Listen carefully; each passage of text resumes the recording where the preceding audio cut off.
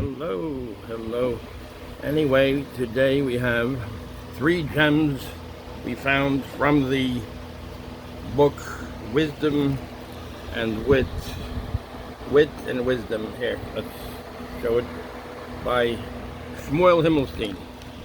Anyway, it talks about how we should treat people and things like that. Well, let's get to the 3 gems right now.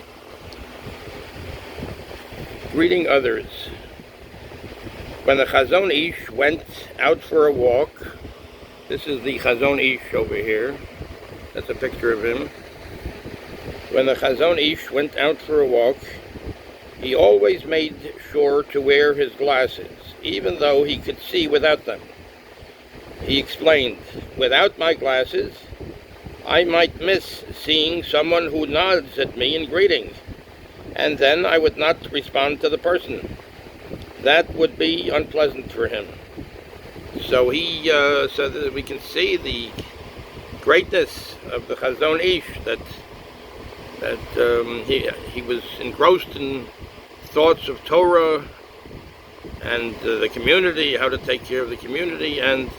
But if he saw somebody nodded to him in greeting, and if he didn't have his glasses on, he might miss it. So he wanted to keep his glasses on to make sure that if, let's say, somebody would greet him, he would be able to nod back and to warmly extend his greeting back, because he didn't want any unpleasantness to be for another person. Let's take a look at another one here. Let's take a look at this one.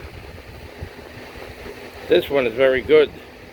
Well, on Tisha B'Av, toward the end of the Kinnos, Lamentations, a blind man approached a fellow worshiper and asked if the other man could help him walk home.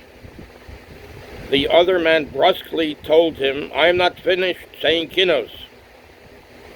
Rabbi Yechezkel of Kuzmir, who heard this exchange, told the man still praying, "Yes, say Kinnos, and be sure to say them twice, once for the Beis HaMikdash that was destroyed, and once for the fact that you are unable to help a fellow Jew in need."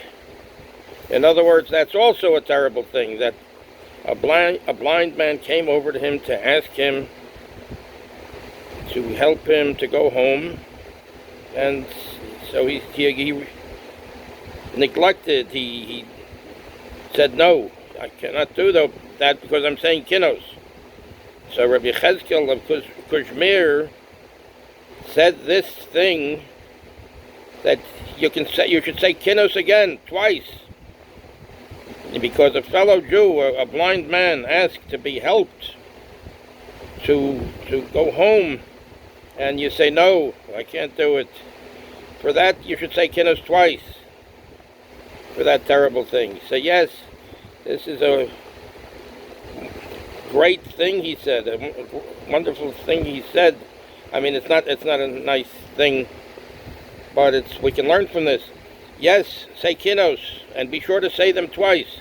Once for the Beis HaMikdash that was destroyed, and then once for the fact that you are unable to help a fellow Jew in need. Double Kinnos. There's another one here. Let's see.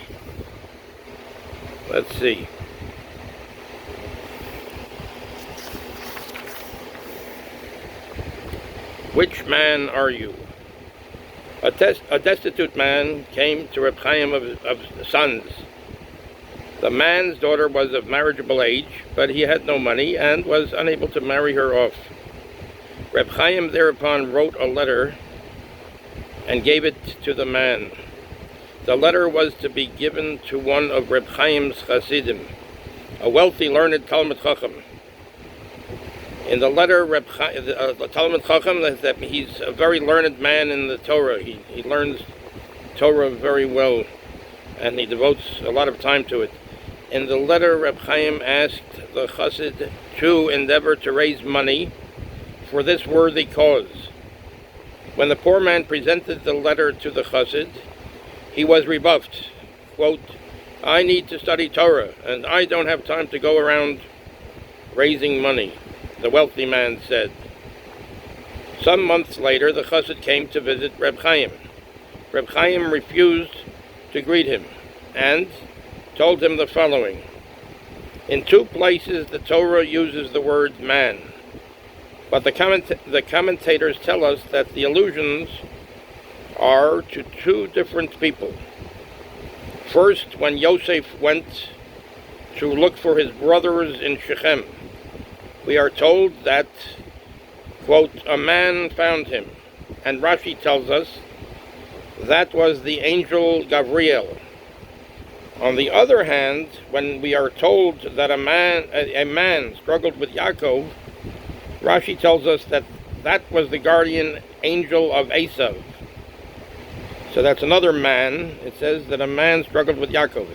It was the guardian angel of Esav. Why is it that in one case the word man is interpreted as a positive figure, the angel Gabriel, while in the other it is interpreted as the guardian angel of Esav? So the answer is that in the first case, Yosef asked for the man's help and received it. He asked for the man's help and he received it. He was able to give him the help. That was the angel Gabriel. In the case of Yaakov, on the other hand, who asked the man to bless him, he was rebuffed. He asked the man to bless him, he was rebuffed. As Chazal comment, because the man had to sing praises of Hashem right then, and did not have time. Such a man is the guardian angel of Esav. In other words, Yaakov asked him to be for a blessing, for a bracha, and he said no. He refused him, so he was rebuffed. So the Chazal, the commentators say, the rabbis say, why? Because the man had to sing praises of Hashem right then. The angel had to sing praises of Hashem right then, and did not have time. Such a man is the guardian angel of Esav. In other words, if somebody asks you to help them, even if you have to go sing praises of Hashem right then, you have to go daven, whatever it is, you should go be able to stop everything and help that person, that man. And that is a man. That is a man. The other one would be, if not, the guardian of angel of Esav. So here we have, this is the book, the Sefer, Reb Shmuel Himmelstein. Shmuel Himmelstein, Wisdom and Wit, a sparkling treasury of Jewish anecdotes and advice. This is from Art Scroll Press, Art Scroll Masora Press. Okay, thank you very much. Thank you for watching. All the best. Kol Tov. Be well.